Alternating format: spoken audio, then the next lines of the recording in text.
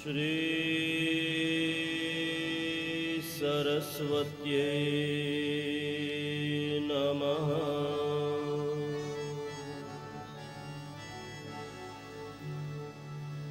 श्री गुरुभ्यो नमः।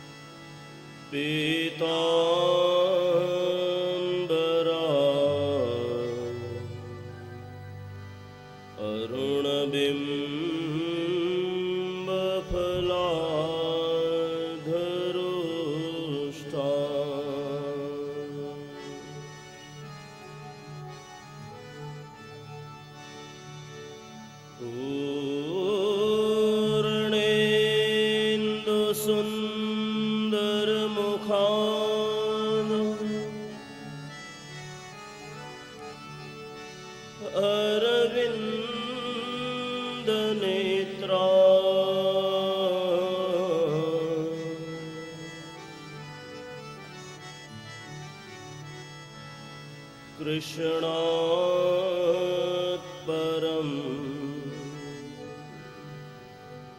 किमपि तत्त्वमहं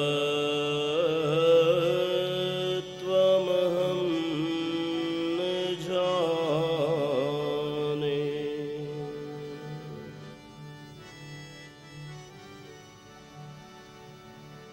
कृष्ण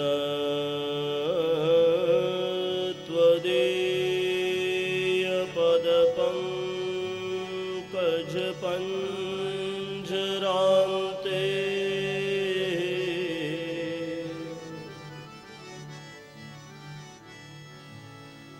अद्यैव मे विशतु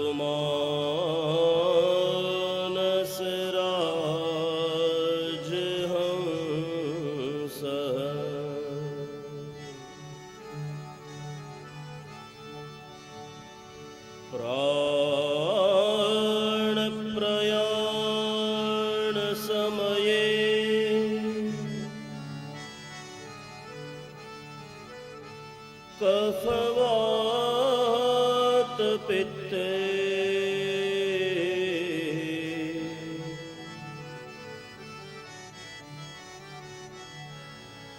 कंठावरो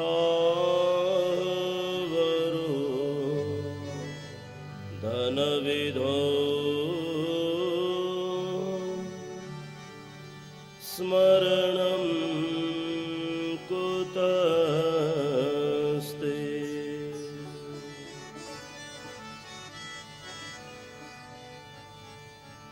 श्री बालकृष्ण लाल की जय। श्री राधे राधे राधे श्याम से मिला दे। राधे राधे श्याम से मिला दे। श्री राधे राधे राधे श्याम से मिला दे। राधे श्याम से मिला श्याम से मिला दे घनश्याम से मिला दे। श्याम से मिला दे घनश्याम से मिला दे। श्याम से मिला दे घनश्याम से मिला दे। हरि बोल। मिला दे बड़ा सारे गा जाओ। घनश्याम से मिला दे। राधे राधे राधे श्याम से मिला दे। राधे राधे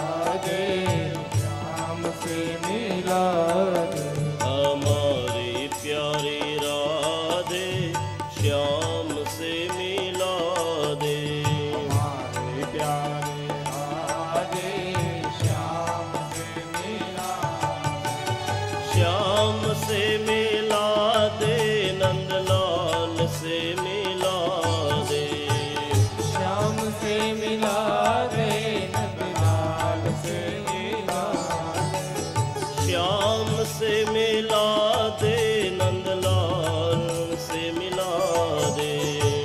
श्याम से मिला अरे वाह। दे, नंदलाल से मिला दे।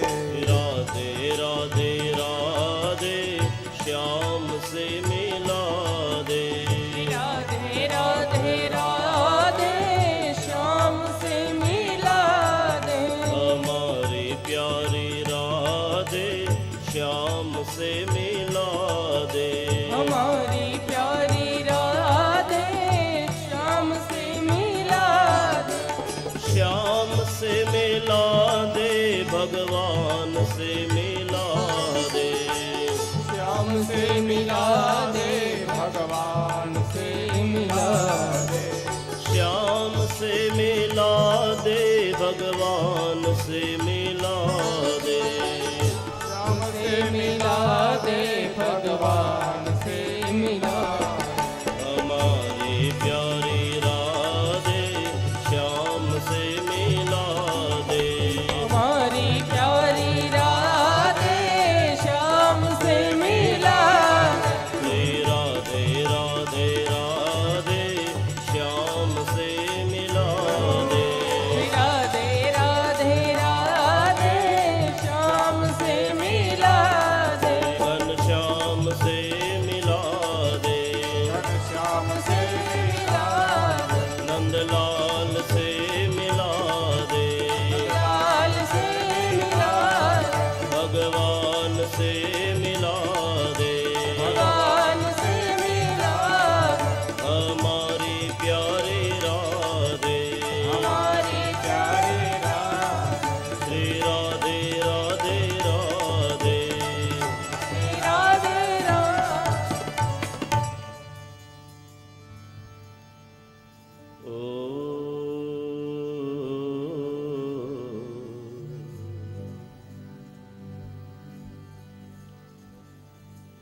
कस्तूरी तिलकं ललाटपटले, वक्षः स्थले कौस्तुभम्,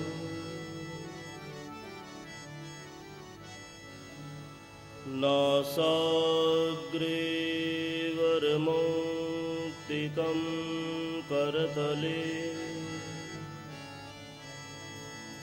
वेणुः करे कङ्कणम्,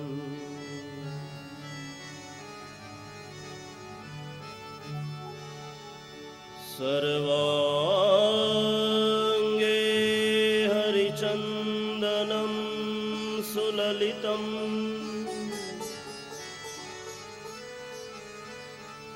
कण्ठे च मुक्तावली,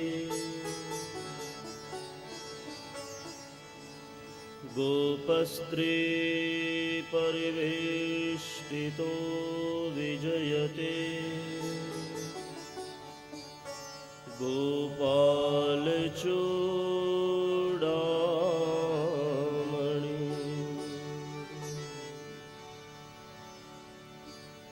गुरुर्ब्रह्मा गुरुर्विष्णुः,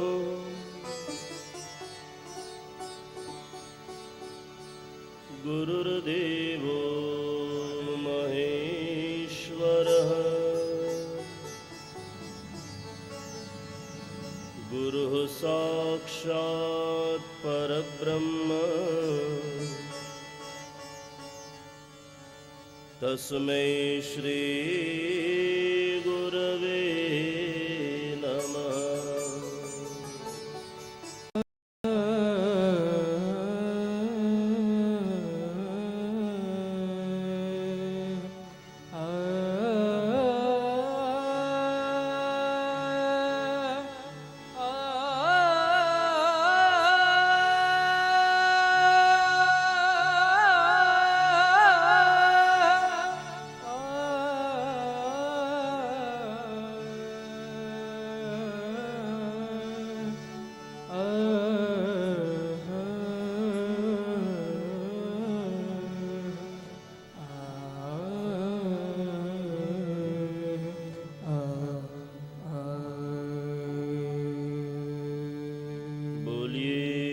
श्री सुखदेव जी महाराज की,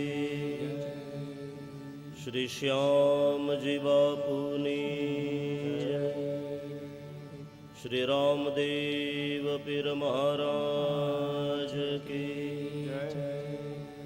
श्री स्वामीनारायण भगवान की जय, श्री चामुंडा मात की जय, श्री सवाराम बापानी जय, श्री धारेश्वर महादेव की जय, श्री कुंभनाथ सुखनाथ महादेव की जय, सत्य सनातन धर्म की जय, सद्गुरु देव की जय।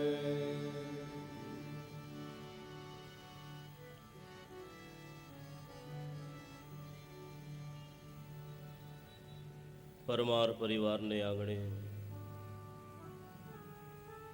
સરસ મજાનો ભાગવત કથાનો ઉત્સવ ને એ ભાગવત કથાના બીજા દિવસનું આજે પહેલું સત્ર ઉપસ્થિત પૂજ્ય સેવાદાસ બાપુ, પૂજ્ય દિનુરામ બાપુ, સૌ સંતોના ચરણોમાં પ્રણામ. કથા સાંભળવા આવેલા દરેક શ્રોતાજનોને જય શ્રી કૃષ્ણ. અવાજ હજી આવતો નથી કોઈનો? આખા રાજુલામાં અવાજ આવવો જોઈએ. સૌને જય શ્રી કૃષ્ણ. ઓમ નમઃ શિવાય.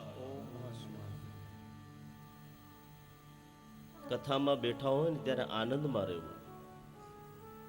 હોગિયું મોઢું લઈને કથામાં ન અવાય. એક આનંદ, એક ઉત્સાહ હોવો જોઈએ.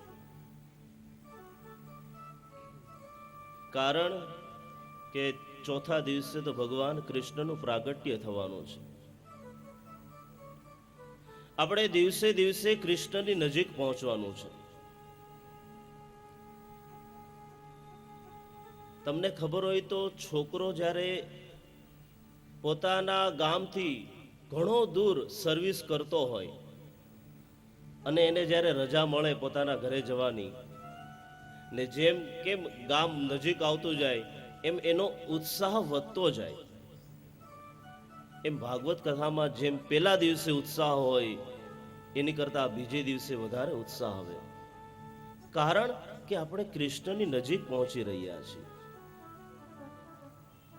એટલે વાતો નહીં કરતા કૃપા કરી કથાની અંદર ધ્યાન આપજો. જેટલું કથાની અંદર ધ્યાન આપશો એટલો જ તમને ફાયદો થશે. સૌ સંતોના ચરણોમાં પ્રણામ. ગઈકાલની કથામાં આપણે જોયું ને, ભક્તિ મહારાણીનું દુઃખ આ ભાગવત કથાથી દૂર થયું છે.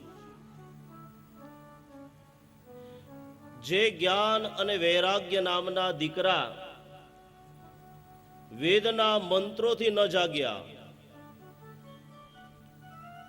પુરાણના વચનોથી જે જ્ઞાન અને વૈરાગ્ય ન જાગ્યા, એ જ્ઞાન અને વૈરાગ્ય માત્ર ને માત્ર ભગવાનની કથાનું શ્રવણ કરવાથી જાગ્યા છે.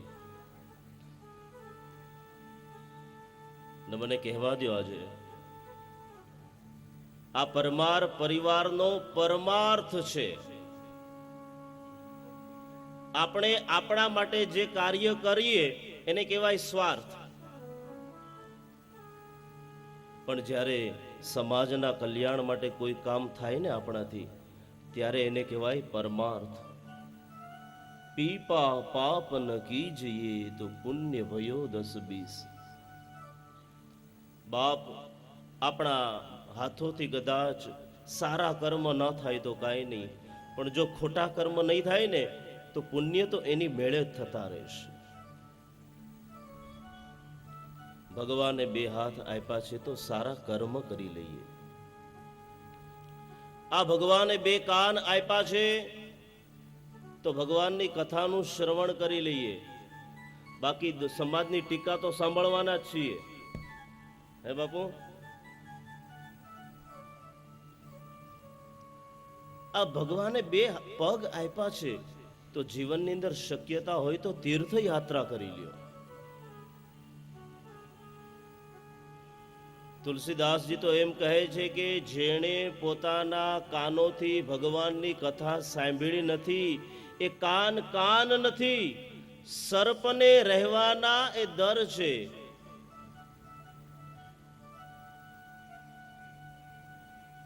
હમણાં પૂજ્ય ગિરિબાપુની કથા સાંભળતો હતો ને બાપુ, એને બહુ સરસ મજાની વાત કરી. ભગવાને આપણને બે હાથ આપ્યા છે ને, તો સારા કર્મ કરવા કરતા તો આ બંને હાથોથી ખોટા કર્મ વધારે થાય છે. આપણને સૌને અનુભવ છે.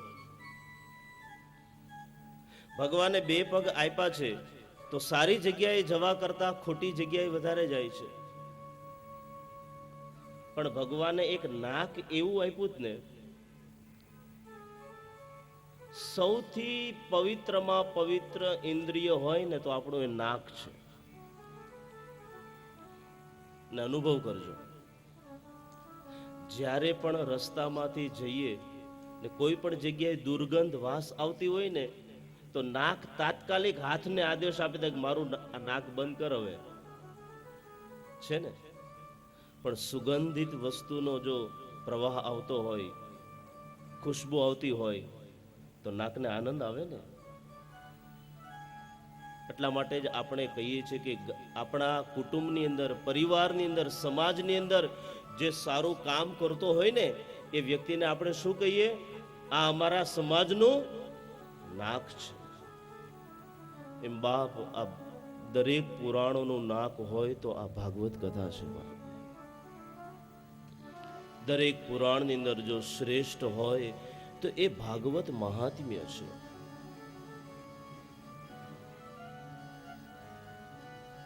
વ્યાસજીએ 18 પુરાણ બનાવ્યા ને એ 18 પુરાણની અંદર શ્રીમદ ભાગવત મહાપુરાણ, ખાલી પુરાણ નહીં પરંતુ મહાપુરાણ. અને મહાપુરાણ ત્યારે જ કહેવાય જે દરેક પુરાણો કરતા શ્રેષ્ઠ હોય. એવું આપણે સૌ ભાગવત કથાનું શ્રવણ કરી રહ્યા છીએ. ફરીથી કહી દઉં, इरादे लाख बनते हैं जो बनकर टूट जाते हैं. इरादे लाख बनते हैं जो बनकर टूट जाते हैं. और कथा में कौन आते हैं? इरादे लाख बनते हैं जो बनकर टूट जाते हैं. इरादे આપણા બધા માટે છે. जो बनकर टूट जाते. इरादे लाख बनते हैं जो बनकर टूट जाते हैं, जो बनकर टूट जाते हैं. इरादे लाख बनते हैं जो बनकर टूट जाते हैं, जो बनकर टूट जाते हैं. कथा में वो ही आते हैं, कथा में वो ही आते हैं जिन्हें नारायण बुलाते हैं. कथा में वो ही आते हैं जिन्हें नारायण बुलाते हैं. કથામાં કોણ આવી શકે? જેનું ભગવાન સિલેક્શન કરે. તાલુકા પંચાયતની ચૂંટણી કે ગમે એવી ચૂંટણી હોય ત્યારે આપણે વોટ દેવા જઈએ ને, મતદાન કરીએ ને સાહેબ, ત્યારે શું જોઈએ? પેલા ભાઈ આ વ્યક્તિ સારા કામ કરશે કે નહીં. પછી આપણને એની ઉપર ભરોસો આવે કે નહીં ભાઈ આ વ્યક્તિ સારો છે, જો આને આપણે મત આપશું તો સારા કામ કરશે. તો એક નેતાનું આપણે ખોટું સિલેક્શન નથી કરતા, તો આ તો મારો પરમાત્મા છે, એ ખોટા વ્યક્તિઓનું સિલેક્શન ન કરે બાપ. જે ભગવાનની કથા સાંભળવાનો અધિકારી હોય એ જ ભગવાનની કથામાં આવી શકે.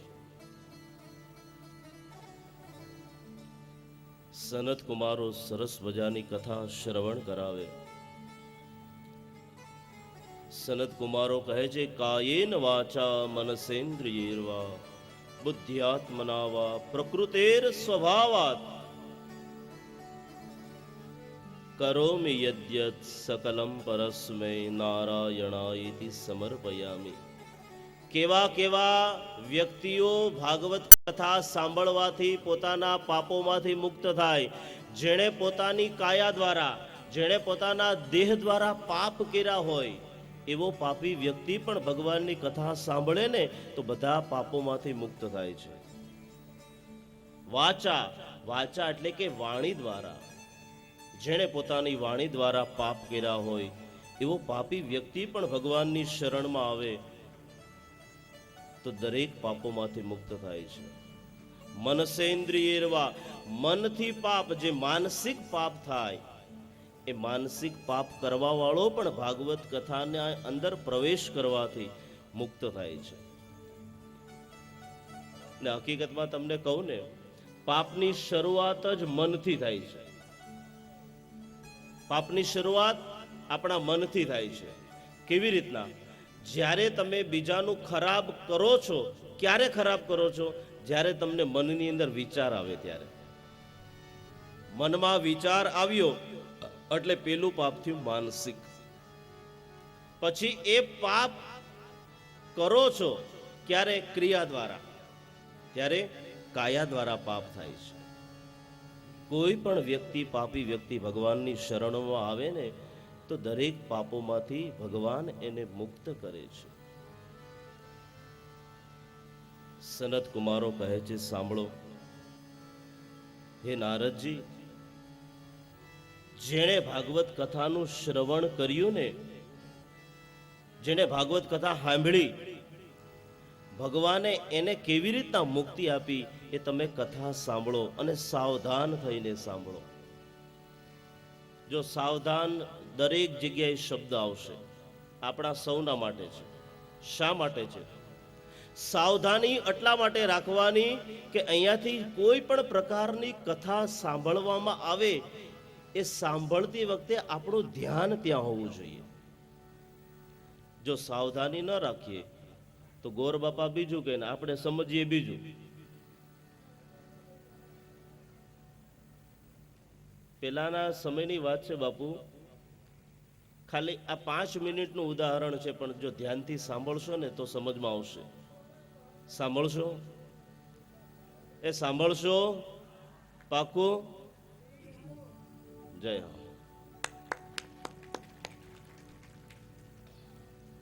કેટલી શાંતિ લાગે છે બોલો. આવી શાંતિ ઘરમાં મળે? સાચું કહેજો. કદાચ ભગવાનની કથા સાંભળતા સાંભળતા નીંદર આવી જાય ને તોય મારા ઠાકોરજીનો પ્રસાદ છે. સાચી વાત છે કે નહીં? ઘણા એવા વ્યક્તિઓ જોયા છે બાપુ, જેને ભૂખ નથી લાગતી ને ભૂખ લાગે એટલા માટે ગોળી લેવી પડે છે. પછી જમી લઈને એટલે જમેલું પચાવવા માટે ગોળી લેવી પડે છે. પછી નીંદર ના આવે એટલે પછી નીંદર આવવા માટે ફરીથી ગોળી લેવી પડે. તો આ ભાગવત કથા કેટલા સારામાં સારી કહેવાય કે નહીં? મફતમાં નીંદર આવી જાય. સનત કુમારો કહે છે, સાવધાન થઈને કથા સાંભળો. શા માટે? સનત કુમારો કહે, સાંભળો ઋષિ મુનિઓ, પેલાના સમયની વાત છે. એક ઋષિ મુનિ પોતાના આશ્રમની અંદર રહે છે, પોતાના શિષ્યોની સાથે. રોજ શિષ્યોને સરસ મજાનો ઉપદેશ આપે. એ આશ્રમનું વાતાવરણ બહુ પવિત્ર બાપુ. 15 થી 20 શિષ્યો ને આશ્રમનું વાતાવરણ પણ અતિ પવિત્ર. રોજ આશ્રમની અંદર યજ્ઞ થાય. દરેક તમામ દેવી દેવતાઓને એ યજ્ઞની અંદર આહુતિ અપાતી હોય. ને આ ઋષિ મુનિ પણ આટલા તપસ્વી, જાણે સ્વાહાની સાથે દેવતાઓ તમામ આહુતિનો સ્વીકાર કરવા માટે આવતા હોય એવું લાગે. ઋષિને બહુ આનંદ આવતો. પછી તો જ્યારે યજ્ઞ પૂરો થાય એટલે સરસ મજાનો થાળ લઈ આવે ભગવાનને ધરવા માટે. મંત્ર બોલતા જાય, પ્રાણાય સ્વાહા, અપાનાય સ્વાહા, વ્યાનાય સ્વાહા, ઉદાનાય સ્વાહા, સમાનાય સ્વાહા. સરસ મજાનું વાતાવરણ આશ્રમનું. 1 વર્ષ થયું, 2 વર્ષ થયા, 3 વર્ષ. હવે તો બાપુ ધીમે ધીમે શિષ્યો વધવા લાગ્યા. આ ઋષિનો રોજનો નિયમ ધ્યાનથી સાંભળજો, આ સાવધાની માટે તમને કહું છું. આ ઋષિનો નિયમ હતો કે રોજ પોતાના આશ્રમની અંદર યજ્ઞ કરે, યજ્ઞની અંદર ભગવાનને સરસ મજાનો ભોગ લગાવે, પછી ભોગ લઈ લે. એ ભોગ દરેક શિષ્યો આરોગે, આ ઋષિ પોતે પણ આરોગે. અને એક દિવસ થયું એવું, જ્યારે યજ્ઞ કરતા હતા, ભગવાનને ભોગ લગાવ્યો, અને બાપુ એક દિવસ થયું એવું, આશ્રમની અંદર એક બિલાડી હતી. જેવો ભગવાનને ભોગ લગાવ્યો ને, બિલાડી આવી અને ભોગ એઠો કરી ગઈ. હવે આવો એઠો ભોગ તો ભગવાનને દેવાય નહીં, શું કરવું? ને પાછા ઋષિ પણ એવા તપસ્વી, દરેક જીવ પ્રત્યે દયા રાખવા વાળા, બિલાડીને મારે પણ નહીં. ફરીથી કોઠાર ખોલ્યો, ફરીથી ભોગ બનાવ્યો. જેવો ધરવા જાય તો ફરીથી ઓલી બિલાડી આવી ને ભોગને એઠો કરી ગઈ. ઋષિ વિચાર કરવા લાગ્યા, આનું કરવું શું? રોજ પોતાના આશ્રમની અંદર યજ્ઞ કરે, યજ્ઞની અંદર ભગવાનને ભોગ લગાવે, ને જેવો ભોગ લગાવે તો ફરીથી ઓલી બિલાડી આવે.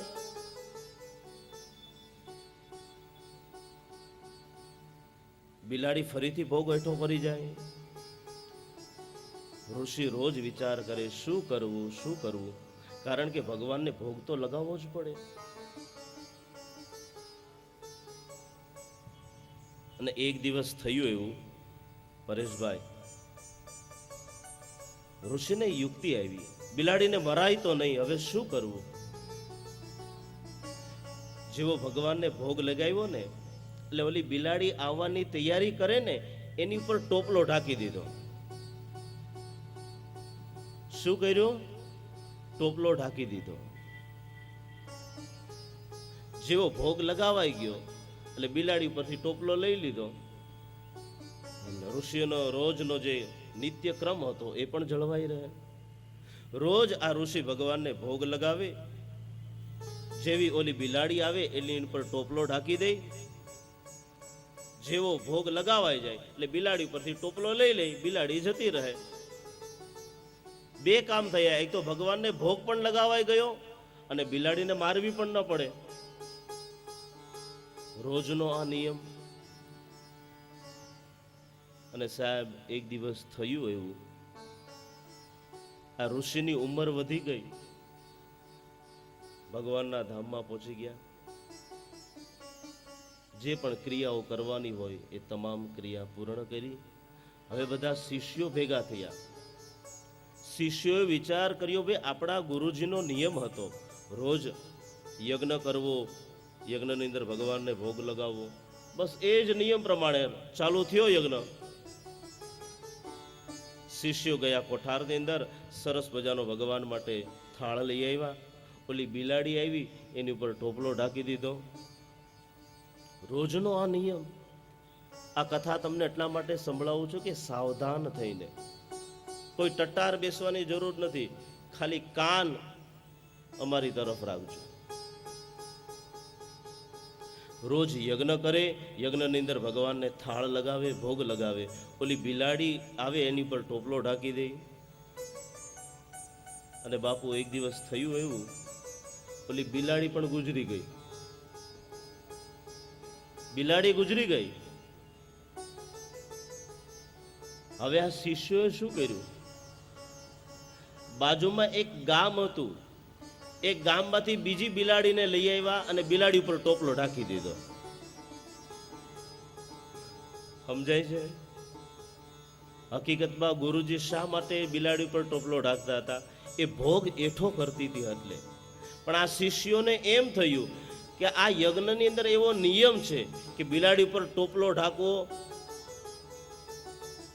કહેવાનો મતલબ છે સાવધાન થઈને ભગવાનની કથા સાંભળશો ને તો ખબર પડશે કે આ ભાગવત કથા મને ને તમને શું શીખવાડે છે.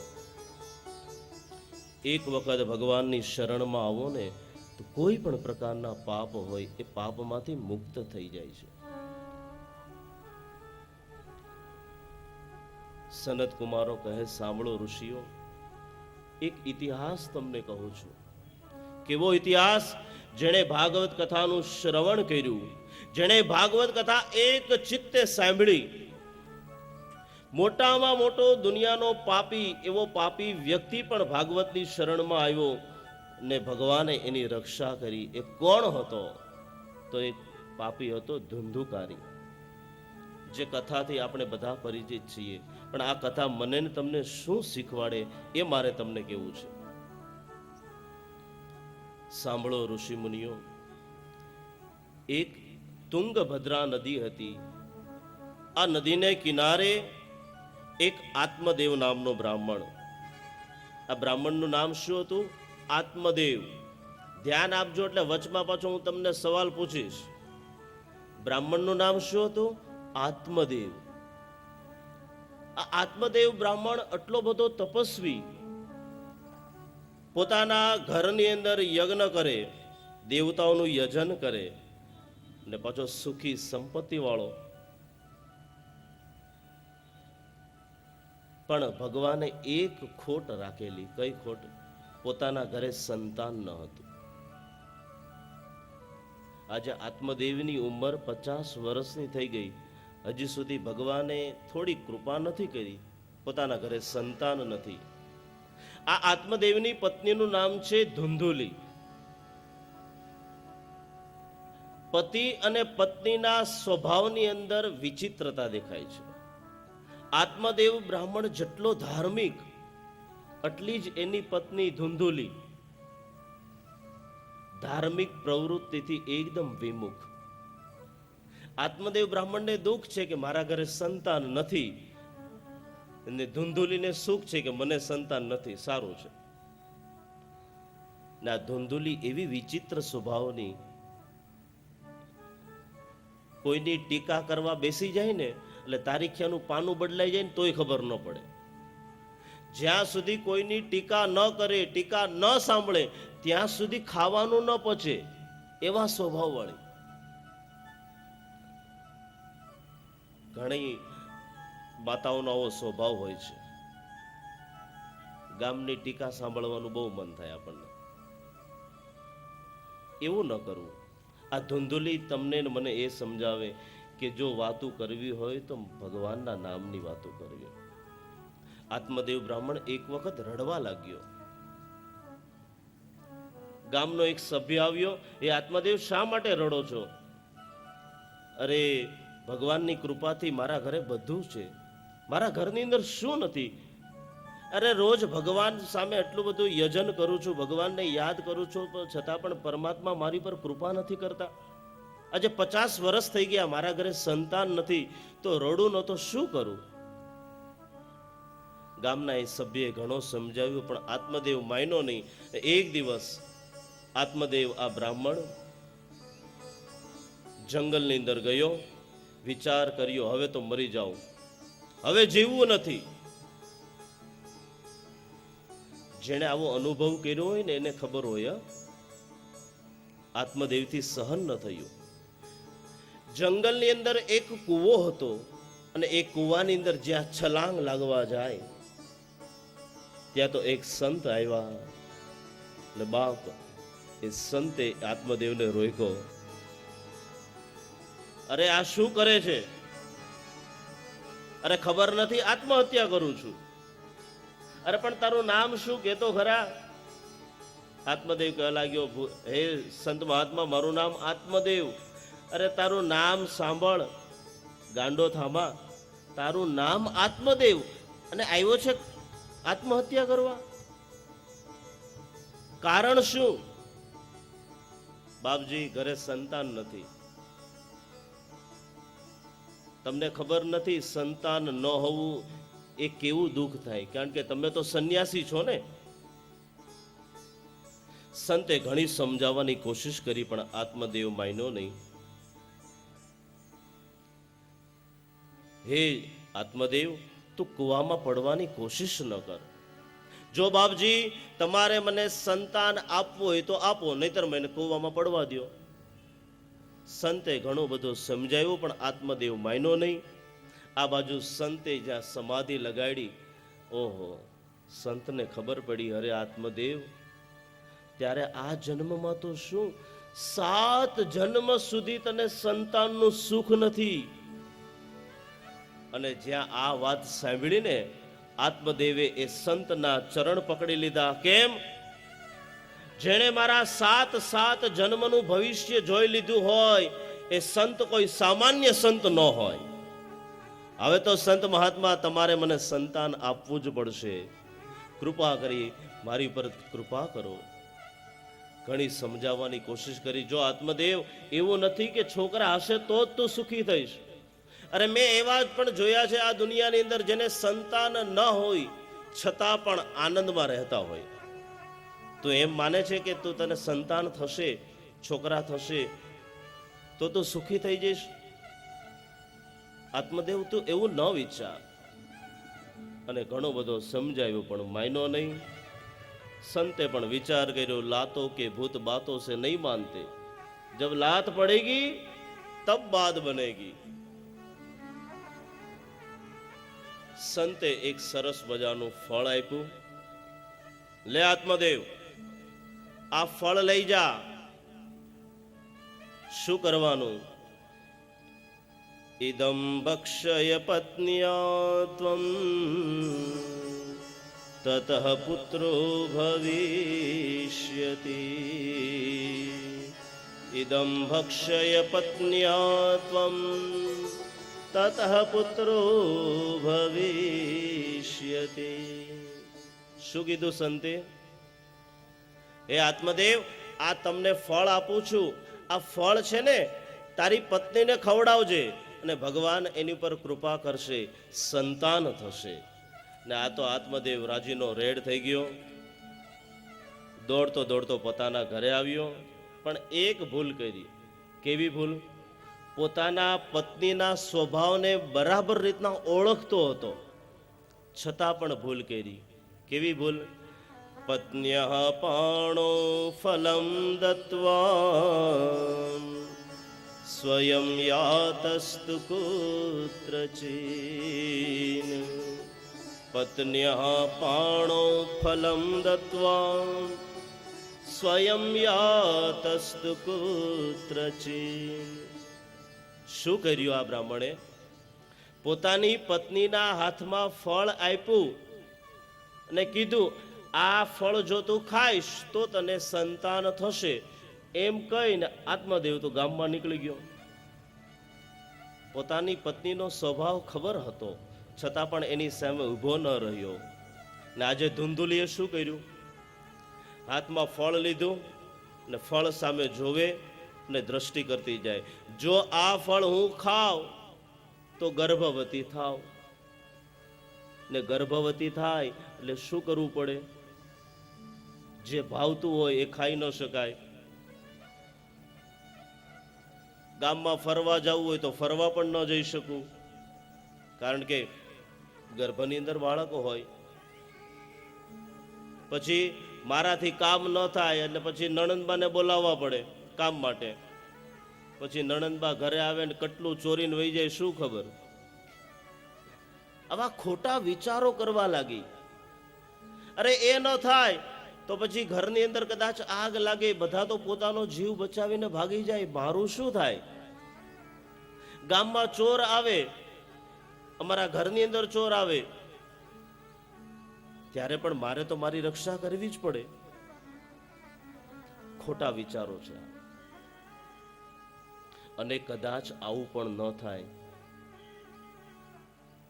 ને કદાચ પ્રસવના સમયે પણ કદાચ મારું મૃત્યુ થઈ શકે. આવા ખોટા તર્ક કરવા લાગી, કારણ કે માં નહોતું બનવું ને એટલે. ને સાહેબ એવા સમયે થયું એવું, એ જ ગામની અંદર ધુંધુલીની બેન રહેતી હતી. એ બેન આવી એના ઘરે, પોતાની બેનના હાથમાં ફળ જોયું. અરે બેન, આ શું છે? આ કયું ફળ છે? ધુંધુલી કહેવા લાગી, આ તારા બનેવી એક ફળ લઈ આવ્યા છે. એક સંતે એને ફળ આપ્યું છે ને તારા બનેવી એમ કહે છે કે જો આ ફળ હું ખાઈશ તો હું ગર્ભવતી થઈશ. એની બેન કહેવા લાગી, અરે બેન, તો સારી વાત કહેવાય, તારા ઘરે સંતાન નથી. આ ફળ ખાઈશ તો તને તારા ઘરે સંતાન થશે. અરે મારે કોઈ સંતાન જોતું નથી, એની કરતા તો સંતાન વગરની હું સારી છું. તો શું કરવું હવે? જોજો, આ ધુંધુલી અને એની બેનનો સંવાદ છે. ધુંધુલીની બેન હતી ને, એ કહેવા લાગી, એક કામ કર, મારા પેટની અંદર ગર્ભ છે, કોઈને ખબર ન પડે. જ્યારે એ બાળક આવશે એ બાળક હું તને સોંપી દઈશ, કોઈને ખબર પણ નહીં પડે. તું ગર્ભવતી છો એવો ઢોંગ કરજે ને તું થોડુંક મને ધન આપી દેજે, બીજું શું. સોદો નક્કી થઈ ગયો. તો હાથમાં ફળ હતું. ધુંધુલી કહેવા લાગી, બેન, તો આ ફળ નું શું કરું? તારા બનેવી આવશે, પૂછશે, ભાઈ તે ફળ ખાધું તો હું શું કરું? એને શું જવાબ આપીશ? ત્યારે ધુંધુલીની બેને ગૌશાળામાં દ્રષ્ટિ કરી. એક ગાય ખીલે બાંધેલી હતી. ધુંધુલીની બેન કહેવા લાગી, તું ચિંતા ન કર, આ ફળ છે ને ઓલી ગાયને ખવડાવી દે. ધુંધુલીએ એ ફળ ગાયને ખવડાવી દીધું. અને બાપુ, સમય આવ્યો, આ બાજુ ધુંધુલીએ પોતે ગર્ભવતી છે એવો ઢોંગ કર્યો. ઢોંગ કરતા કરતા 9 માસ પૂર્ણ થયા ને 9મે મહિને ધુંધુલીની બેનને એક દીકરાનો પ્રસવ થયો, એક બાળકનો જન્મ થયો. ને બાળકના જન્મ થતાની સાથે જ આ ધુંધુલીની બેને ધુંધુલીના હાથમાં એ બાળક આપી દીધું. આ બાજુ ધુંધુલીએ આખા ગામની અંદર પ્રચાર કર્યો કે મેં બાળકને જન્મ આપ્યો. આ બાજુ આત્મદેવ નાચવા લાગ્યો, ભગવાને મારી પર કૃપા કરી, ઓલા સંતે મારી પર કૃપા કરી. ભલે વર્ષો પછી મારા ઘરે સંતાનની પ્રાપ્તિ થઈ. આખા ગામની અંદર વધાઈ આપવા માંડ્યો. ગામવાળા પણ આવવા લાગ્યા, હે આત્મદેવ, તમે બહુ ભાગ્યશાળી છો કે તમારા ઘરે વર્ષો પછી સંતાનની પ્રાપ્તિ થઈ. તમારા ભાગ્યની શું પ્રશંસા કરીએ. આત્મદેવ તો રાજીનો રેડ થઈ ગયો. થોડીક વાર બેસી જાઓ એટલે તમને કથામાં આનંદ આવે. હવે જે ફળ ગાયે ખાધું હતું ને, એ ગાયે પણ સમયાંતરે એક બાળકને જન્મ આપ્યો. જે ધુંધુલીનો પુત્ર હતો એનું નામ હતું ધુંધુકારી. ને આ ગાયે જેને જન્મ આપ્યો એના કાન હતા ગાયના કાન જેવા અને શરીર હતું માણસનું, એટલે એનું નામ પાડવામાં આવ્યું ગોકર્ણ મહારાજ. આ ગોકર્ણ મહારાજ એ પરમ જ્ઞાની છે. બંને બાળકો હવે તો મોટા થવા લાગ્યા, પરંતુ થયું એવું, પિતાનું ચરિત્ર કદાચ ખરાબ હોય ને ત્યાં બાળક કદાચ સંસ્કારી હોઈ શકે. પિતાનું કેરેક્ટર, આ ભાગવત કથા મને તમને એ સમજાવે છે. પિતાનું ચરિત્ર કદાચ ખરાબ હોય ત્યાં સંતાન કદાચ સારા હોઈ શકે, ગુણવાન હોઈ શકે, શીલવાન હોઈ શકે. પણ જ્યાં માતાનું કેરેક્ટર બરાબર ન હોય ત્યાં કોઈ દિવસ સુશીલ બાળક ન હોઈ શકે. અને આ જ કથા આજે આવી છે. ગોકર્ણ પંડિતો જ્ઞાની ધુંધુકારી મહાખલ. ગોકર્ણ પંડિતો જ્ઞાની ધુંધુકારી મહાકલ. શું થયું? જે ગાયનો બાળક હતો ને ગોકર્ણ મહારાજ, ગોકર્ણ પંડિતો જ્ઞાની, ગોકર્ણ મહારાજ બહુ વિદ્વાન પંડિત થયા. અને પેલો ધુંધુકારી કેવો થયો? મહાખલ, મહાદુષ્ટ. બંને બ્રાહ્મણના દીકરા. આ ગોકર્ણ મહારાજ રોજ પોતાના ઘરની અંદર ત્રિકાલ સંધ્યા કરે, બ્રાહ્મણનું કર્મ કરે, બ્રાહ્મણની ફરજ બજાવે. પણ પેલો ધુંધુકારી બધા કર્મથી વિમુખ થયો. ન ખાવાનું ખાવા લાગ્યો, ન પીવાનું પીવા લાગ્યો, ન જવાની જગ્યાએ જવા લાગ્યો. અને હવે તો હાતમ આઠમ આવે ને પછી ગામડા ગામમાં ચાલુ થાય, ખબર છે ને આજે આને ધુંધુકારીને એ જ સોબત લાગી. જુગાર એ જુગાર નથી, આપણા પરિવારનો નાશ કરે છે. યાદ રાખજો. એ હાતમ આઠમની અંદર, હાતમ આઠમ જુગાર રમવા માટે નથી. હાતમ આઠમ ભગવાન કૃષ્ણનો પ્રાગટ્યોત્સવ, ભગવાનનો ઉત્સવ મનાવવા માટે છે. ને આપણે હાતમ આઠમને આમાં ફેરવી નાખીએ છીએ. ને આજે આ ધુંધુકારી આજે જુગાર રમવાની તૈયારી કરે, જુગાર રમવા લાગ્યો, જુગાર રમવા લાગ્યો. ને એક સમય એવો આવ્યો, હારેલો જુગારી બમણો રમે. હવે તો જુગાર રમવા માટે પૈસાય નથી. પોતાના બાપ પાસે આવ્યો, મને પૈસા આપ, મારે જુગાર રમવા જવું છે. અને જ્યારે એના બાપાએ પૈસા આપવાની ના પાડી ને, ત્યારે આજે ધુંધુકારીએ પોતાના બાપને લાત મારી. ને જેવી પોતાના દીકરાની લાત ખાધી ને, ત્યારે સંતે કીધેલી વાત સમજમાં આવી ગઈ. સંતે ઘણા સમય પહેલા સમજાવ્યો હતો, પણ ત્યારે સમજ્યો નહીં. ને આજે દીકરાએ લાત મારી ત્યારે વાત સમજમાં આવી ગઈ. પણ હવે તો બહુ મોડું થઈ ગયું હતું. આવો બાપુ આવો.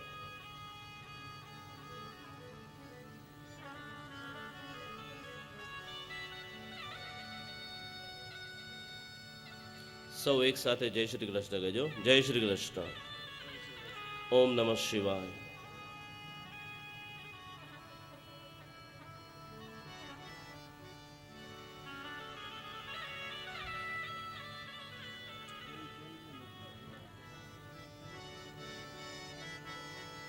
કેવું? 2 મિનિટ માટે ધ્યાન આપજો. આજે ધુંધુકારીના બાપ પાસે ધુંધુકારી ગયો ને બાપે પૈસા આપવાની ના પાડી, ત્યારે આ ધુંધુકારીએ પોતાના બાપને લાત મારી. અને આજે આ આત્મદેવને અક્કલ આપી. આની કરતા તો દીકરા ન હતા એ સારું હતું. ઓલા સંતે મને ઘણો સમજાવ્યો, છતાં હું સમજો નહીં. ને હવે તો બહુ સમય વીતી ગયો, હવે તો શું કરવું? તમને ખબર હોય તો પેલા જ્યારે પત્ર લખતા ને, ટપાલ લખતા, પેલાના સમયની વાત છે બાપુ. પછી એડ્રેસમાં લખે નાથાભાઈ જીવાભાઈને પોગે, આવું લખતા પેલા. નાથાભાઈ જીવાભાઈને પોગે. ને વાતે સાચી છે, જીવાભાઈને બીજું કોઈ ન પોગે, એનો દીકરો જ પોગે, નાથો. ને આજે એ જ થયું છે. સંતે ઘણી વાત સમજાવી પણ સમજ્યા નહીં. ને આમે કથામાં અમે ઘણી વાર ગવડાવીએ ને એવું બધું સમજાય નહીં. ક્યારે સમજાય? ને ગાયું તો હોય તો તાળી પાડીને પૂરા જોશથી. કેવું? કોઈ કોઈનું નથી રે, કોઈ કોઈનું નથી રે, કોઈ કોઈનું નથી રે, કોઈ કોઈનું નથી રે, કોઈ કોઈનું નથી રે, કોઈ કોઈનું નથી રે, કોઈ કોઈનું નથી રે. ઓ નાહક મરે છે બધા મથી મથી રે, નાહક મરે છે બધા મથી મથી રે, કોઈ કોઈનું નથી રે, કોઈ કોઈનું નથી રે, કોઈ કોઈનું નથી રે, કોઈ કોઈનું નથી રે, કોઈ કોઈનું નથી રે. આ મારો દીકરો ને આ મારી માત છે. સંસારના બધા સંબંધ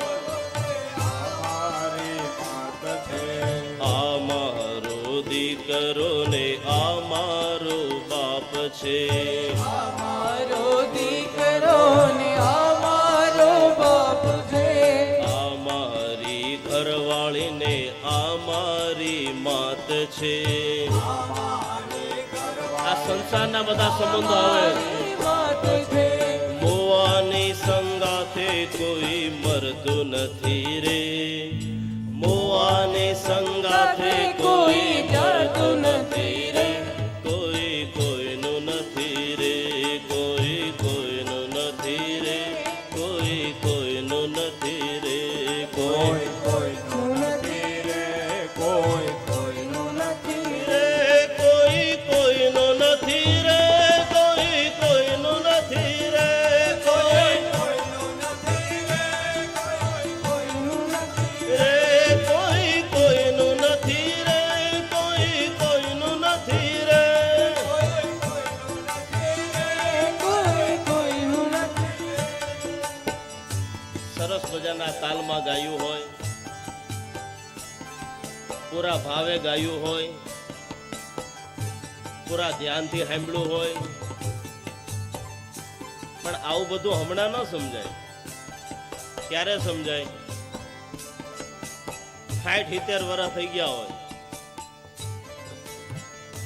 જો કે આ આપણા રાજુલા ગામની વાતો નથી, એટલે તમે ચિંતા નહીં કરતા. અહીંયા બધા સંસ્કારી જ છે તમતારે, કારણ કે મારે હાથથી કરવાના છે જી.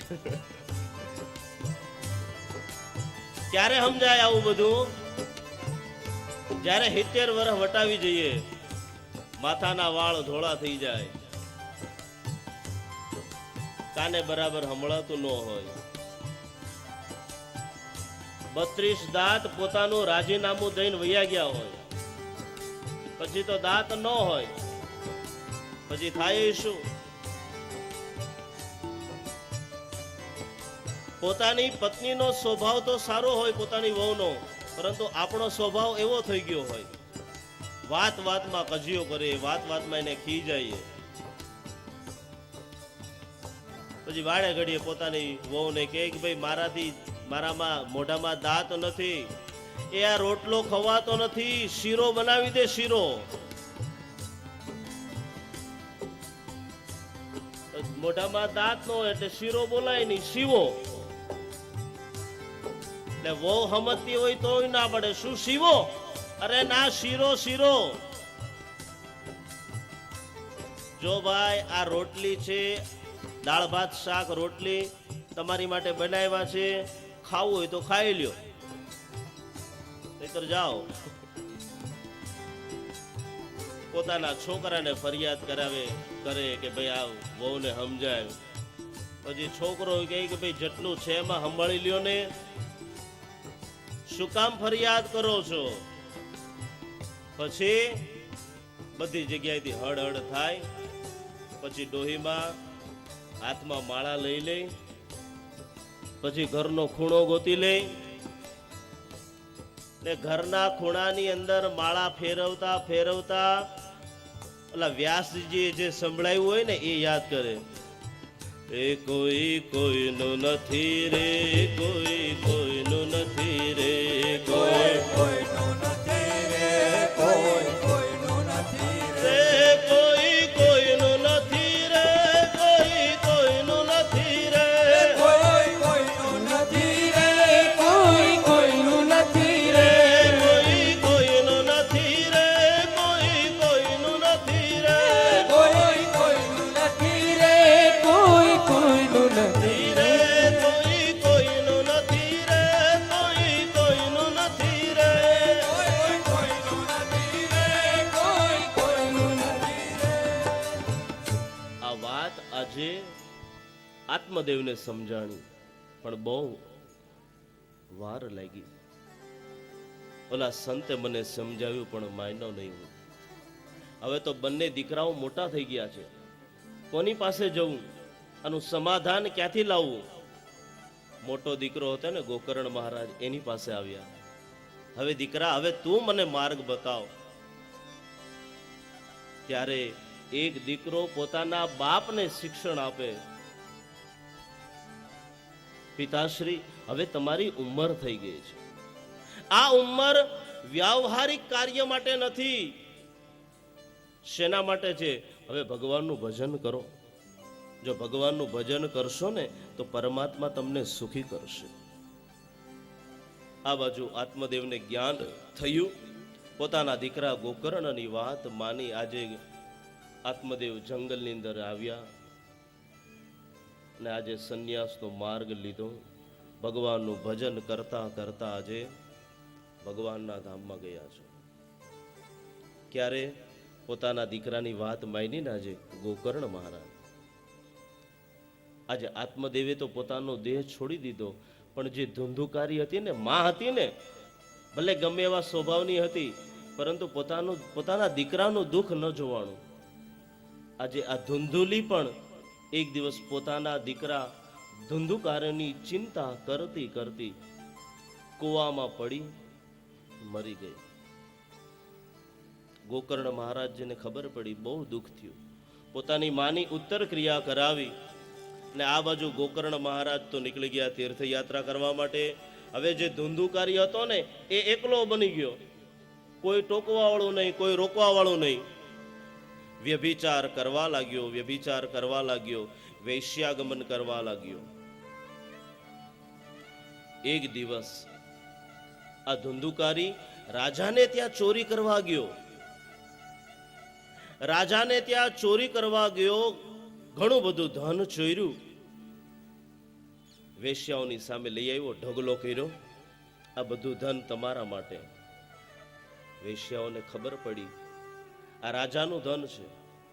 જો રાજાને ખબર પડશે ને તો આને તો દંડ આપશે જ, પરંતુ આપણે પણ દંડના ભાગીદારી થશું. કાયદો છે ને, જેણે કાયદાનું પાલન ન કર્યું હોય, જેણે ગુનો કર્યો હોય એને તો સજા થાય, પરંતુ એની અંદર જેને ભાગીદારી કરી હોય એને સજા થાય. આ પાંચે પાંચ વૈશ્યોએ વિચાર કર્યો, જો આ પાંચ વૈશ્ય એટલે બીજું કોઈ નહીં, શબ્દ, સ્પર્શ, ગંધ, રૂપ અને રસ આપણા શરીરમાં રહે છે. જેણે પોતાની આંખ દ્વારા ભગવાનના દર્શન નથી કર્યા, એ આંખનો કોઈ ઉપયોગ નથી કર્યો, એ આંખ નથી. ભગવાને નાક આપ્યું હોય તો ભગવાનના ચરણોમાં ચડાવેલ તુલસીની સુગંધ લ્યો. સ્પર્શ કરવો હોય તો કોઈ સંતના ચરણ પકડી લ્યો. સ્પર્શ કરવો હોય તો ઠાકોરજીના ચરણનો સ્પર્શ કરો. આ કથા મને ને તમને એ સમજાવે છે. આ બાજુ ધન લઈને આવ્યો વેશ્યાઓ પાસે. વેશ્યાઓએ વિચાર કર્યો, આણે આપણને ઘણું બધું ધન કમાઈને આપ્યું જ છે, હવે શું કરવું? બસ હવે આને મારી નાખો. જેવો ધન લઈને આવ્યો, પાંચે પાંચ વેશ્યાઓએ આ ધુંધુકારીને પકડ્યો, ગળું દબાવ્યું, પણ મર્યો નહીં. આજુબાજુ દ્રષ્ટિ ફેલાવી, ચૂલાની અંદર ધગધગતા અંગારા હતા. એ અંગારા આજે ધુંધુકારીના મુખની અંદર નાખ્યા અને એનો પ્રાણ ગયો. ને અંતે યા મતિ સા ગતિ, અંતે જેવી મતિ એવી ગતિ થાય. આજે ધુંધુકારી પ્રેત બન્યો. આ પ્રેતની અવસ્થા બહુ ભયંકર હોય છે. આ મારા ખીચાની વાત નથી કરતો, ભાગવતજીના પ્રમાણ સાથે કહું છું. પ્રેતની અવસ્થા બહુ ભૂંડી હોય છે. તરસ લાગે, સામે પાણી હોય પણ પાણી પી ન શકે. ભૂખ લાગે, સામે જમવાનું તૈયાર હોય પણ જમી ન શકે. આવી ભયંકર અવસ્થાઓ હોય છે. આ બાજુ ગોકર્ણ મહારાજ તીર્થયાત્રા કરી આવ્યા પોતાના ગામની અંદર. આ બાજુ ધુંધુકારી પ્રેતના સ્વરૂપમાં આવ્યો છે. આજે તો વિચિત્ર રૂપ રહેવા લાગ્યો, વિચિત્ર અવાજ કરવા લાગ્યો. પરંતુ આ તો ગોકર્ણ મહારાજ છે, પંડિત, વિદ્વાન, ભગવાનની અંદર જેને પૂરેપૂરી ભક્તિ સમર્પિત કરી દીધી છે. એવા આજે ગોકર્ણ મહારાજ ડેરા નહીં, પોતાના ઘરમાં જે જળ હતું એ જળ એ પ્રેત ઉપર છાંટ્યું. અને આજે એ પ્રેત પોતાના મૂળ અસલી સ્વરૂપમાં આવ્યું. કોણ છે તું ભાઈ, કોણ છે તું? ત્યારે ધુંધુકારી કહેવા લાગ્યો, ભાઈ હું તમારો ભાઈ છું. અરે તારું તો મેં પિતૃ ગયામાં જઈ તારું શ્રાદ્ધ કર્યું છે, તો તારી આવી દશા? ધુંધુકારી કહેવા લાગ્યો, ભાઈ મેં પાપ એટલા બધા કર્યા છે ને કે આવા 100 ગયા શ્રાદ્ધ કરશો ને તોય મારી મુક્તિ નહીં થાય. ગયા શ્રાદ્ધ શતેનાપી ન મે મુક્તિર ભવિષ્યતિ. ગયા શ્રાદ્ધ શતેનાપી ન મે મુક્તિર ભવિષ્યતિ.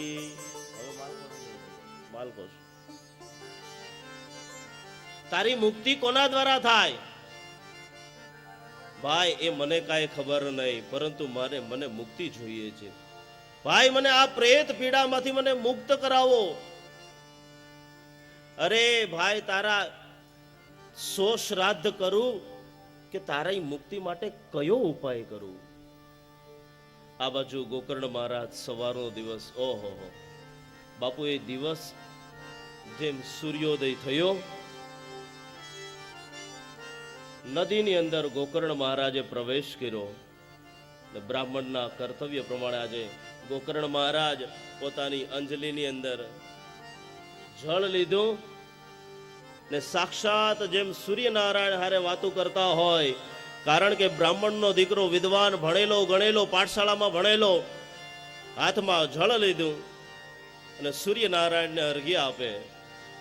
ધ્યેય સદા સવિતૃમંડલ મધ્યવર્તી નારાયણ સરસિજાસન સન્નિવિષ્ટ. કેયોરવાન મકર કુંડલવાન કિરીટી હરિહિરણમય વપુર ધૃત શંખ ચક્ર. આદિત્યસ્ય નમસ્કારઃ યે કુર્વન્તિ દિને દિને જન્માંતર સહસ્રેષુ દારિદ્ર્યમ નોપજાયતે. હે સૂર્યનારાયણ, આજે બ્રાહ્મણનો દીકરો સૂર્યનારાયણને આજ્ઞા કરે, હે સૂર્યનારાયણ દેવ, જે માણસની મુક્તિ 100 શ્રાદ્ધથી પણ ન થાય, એની મુક્તિ કોના દ્વારા થાય એનો મને ઉપાય બતાવો. ને જેમ સૂર્યનારાયણે આજ્ઞા કરી હોય ત્યારે સૂર્યનારાયણના મુખમાંથી શબ્દ નીકળી ગયા, શ્રીમદ ભાગવતાન મુક્તિ સપ્તાહ વાચનમ કુરુ. શ્રીમદ ભાગવતાન મુક્તિ સપ્તાહ વાચનમ કુરુ.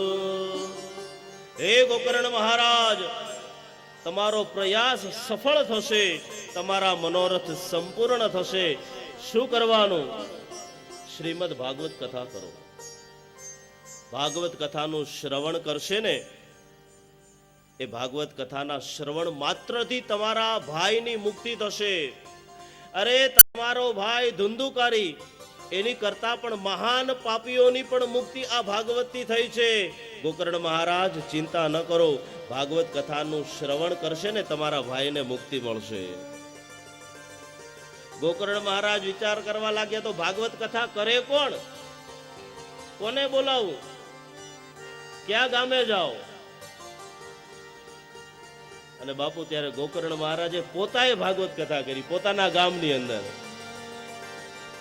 પોતાના જ ગામની અંદર સરસ મજાનો માંડવો બનાવ્યો. જેમ પરમાર પરિવારનું મોટું આંગણું, મોટો માંડવો, એમ આજે ગોકર્ણ મહારાજે પણ પોતાના ગામની અંદર સરસ મજાનો માંડવો બનાવ્યો. અને માંડવાની અંદર ગોકર્ણ મહારાજ આજે વ્યાસપીઠ ઉપર બેઠા. 7 દિવસની કથાનું શ્રવણ કર્યું. એવં સપ્તાહ દિનેશ્ચૈવ સપ્ત ગ્રંથિ વિભેદનમ. એવં સપ્તાહ દિનેશ્ચૈવ સપ્ત ગ્રંથિ વિભેદનમ. 7 દિવસની કથા એમાંથી પહેલા દિવસની કથા પૂરી થઈ. જે વાંસની સોટી હતી, વાંસનું જંગલ હતું, એમાંથી એક વાંસની પસંદગી કરી. એ વાંસની અંદર આ ધુંધુકારી પ્રેત સ્વરૂપે એની અંદર વાસ કર્યો. આ ભાગવતનું પ્રમાણ છે. એક દિવસની કથા પૂરી થઈ, પેલી ગાંઠ ફૂટી. બીજા દિવસની કથા પૂરી થઈ, બીજી ગાંઠ ફૂટી. ત્રીજા દિવસની કથા પૂરી થઈ અને ત્રીજી ગાંઠ ફૂટી. આમ 7 દિવસની કથા પૂર્ણ થઈ અને 7 ગાંઠ ફૂટી. આખો વાહડો ફાટી ગયો. એમાંથી દિવ્ય દેહધારી ધુંધુકારી બહાર આવ્યો. જેવો બહાર આવ્યો, દોડતો દોડતો ભગવાનની શરણમાં આવ્યો, ભાગવતની શરણમાં આવ્યો. જે ભાગવતે મારી મુક્તિ કરાવી, એ ભાગવતની શરણમાં મારે જવું જોઈએ. જે ભાગવતની કથા શ્રવણ કરવાથી મારી મુક્તિ થઈ, એ ભાગવતની શરણમાં ગયો. ધન્યા ભાગવતી વાર્તા પ્રેત પીડા વિનાશિની. ધન્યા ભાગવતી વાર્તા પ્રેત પીડા વિનાશિની. એ ભાગવત કથાને ધન્ય છે. જે પ્રેતની પીડામાંથી પણ મુક્તિ કરાવી શકે, એ બીજું કોઈ નહીં, એ ભાગવત કથા છે.